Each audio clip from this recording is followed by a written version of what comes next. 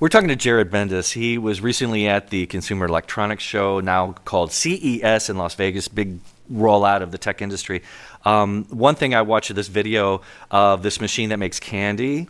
And, when I grew up in the era, it was like the little gumball machine kind of, whatever. I guess this is a perennial thing that people want to sell things that make candy out of. But what was cool about that device? So, one of the things I did this year that was different than previous years was I made appointments with companies. Okay. So normally I just walk up and down the aisles and it's crazy. But this year I decided, I'm going to make sure I get to the good stuff. So when people invite me to their booth, I'm like, I'm going to look at it. And this one company called Sweet Robo said, we want to give you a full tour of our booth. And I'm like, fine, I'll make an appointment and I'll come and see you.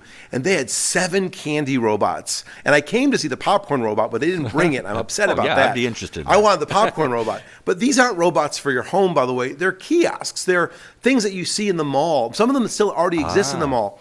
The one that I really enjoyed was the cotton candy machine, where you got to pick up 30 different types of shapes. The robot made the flour and you picked what flavors you wanted.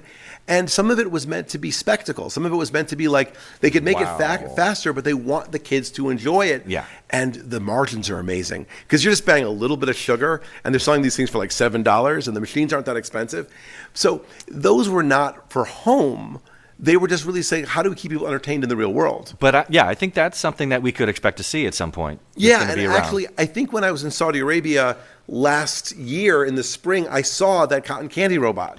I want to look at one thing, these glasses that you had.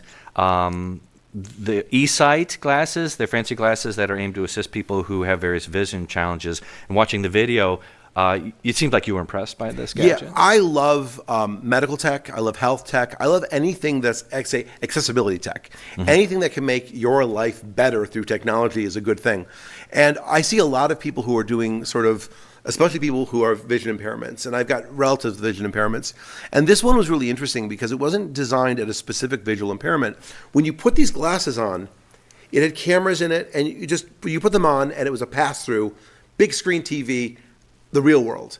But then what was exciting was you had this remote and you got to change what it was. So you could zoom in, you could pan around, it had autofocus on faces, but you also started changing the colors and the contrast. So depending on what type of visual impairment you had or what type of visual augmentation you needed, the example they were giving was like a book. If you held a book up, you might go, now I'm going to turn the contrast up and now I'm going to do the zoom.